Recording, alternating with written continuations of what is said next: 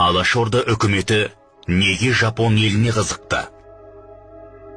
Тірі тұрсам қазаққа қызмет қылмай қоймайым деген ұстанымды ұстаған кешегі Әлихан Бөкейхановтар бастаған алаштықтарды кеңес үкіметі халық жауы деген жаламен қоса Жапон тыңшысы деп те айыптағаны тарихтан белгілі.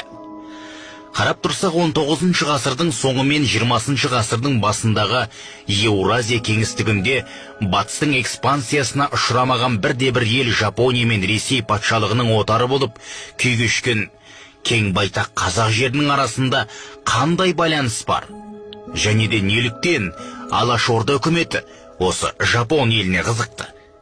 Алдымен алаш зиялыларының осы тақырыпта айтқан сөздерін келтіре кетсек. Әлихан Бөкейхан 1910 жылдары жазған Қазақтар атты очеркінде 1904-1905 жылдары болған Орыс-Жапон соғысы жайлы былай деген. Орыс-Жапон соғысы басталды. Телеграмдар жапондардың үздіксіз жеңістерінен хабардар әкеліп жатыр. Осыдан кейін алаш зиялылары орыс патшалығын жеңген қандай ел, олардың бұлай тез арада дамып кетуіне не себеп болғанына қызықса керек. Өз кезегінде 20 жастағы Мұхтар Әуезов те Жапония атты мақаласында Күншығыс елінің 1861 жылы жүзеге асырған әйгілі Мэйдзи реформасын талдай келе, соның ішіндегі білімге қатысты тұсына баса назар аударады. Ал Халел Досмұхаметов бір сөзінде: сенен басқа ондаған тіпті жүздеген қазақтың баласы жоғары білім алып жатқанын ойласаң, бұл халықта еңбекке, дамуға қабілетті екенін, бәлкім болашақта әлемдегі өзінің орнын ойып тұрып алатын екінші Жапония бола алады дегенге көз жеткізесің деген. Демек Әлихан Бөкейхан, Ахмет Байтұрсынұлы мен Міржақып Дулатовтар бастаған зиялылар сол кездегі күйреген қазақ хандығын 20-25 жылдың ішінде жаңа дәуірдегі заманауи алаш мемлекетіне айналдырғысы келді. Ол бұл мемлекеттің даму үлгісі мен моделін 19 ғасырдың соңы мен 20 ғасырдың басындағы артта қалған аграрлы феодалды самурайлар елінен өте аз ғана уақыт ішінде әлемдік державаға айналған Жапония елінен көрді. Енді сол Жапон мемлекетін неге үлгі еткеніне тоқталсақ, алдымен олардың сол замандағы қазақтармен ортақ тұстары бар екен.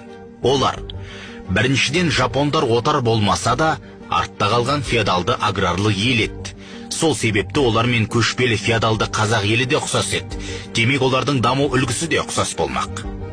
Екіншіден, жапондықтар императорды құдай ұлындай көретін, өз салт дәстүрлеріне, діндеріне берік мемлекет еді. Ал қазақтар ол кезде ислам дінін ұстап, не болса да барлығы Алланың қалауымен болады деген сеніммен өмір сүрген, яғни екі ел де діншіл ел еді. Үшіншіден, жапондықтардың ұлттық национализм идеясы, яғни өз дәстүрі мен тілін, мәдениетін бұзбай, батыстың озық ғылымын игеріп, дамыған елге айналу идеясы сол кездегі медреседен білім алып өскен. Ұлттық ұстанымын жоғалтпаған, қазақтың әрбір тасы қазақтың өңіріне түйме болып тағылып, қазақтың жерінде өндірілген бір уыс жүн сол мемлекеттің азаматтарының үстіне тоқыма болып киілу керек деген ұстанымды темір қазық қылған алаш арыстарының идеясымен дөп түсіп тұрды. Әлихан Бөкейханның түрмеде отырса да ораза ұстап, Ахметке жазған хатында бүгін оразамды сумен аштым деп жазуы да сол дәстүр мен дінге деген ұстанымдарының мықтылығы еді. Бүгінгі заманда көптеген зиялыларымыздың елдің қамы үшін деп жасап жатқан еңбектерінің еш нәтиже көрсете алмауының себебі де өз қарабастарын ойлап, ұлттық мүдде мен дәстүрін ұмытуы деп ойлаймын.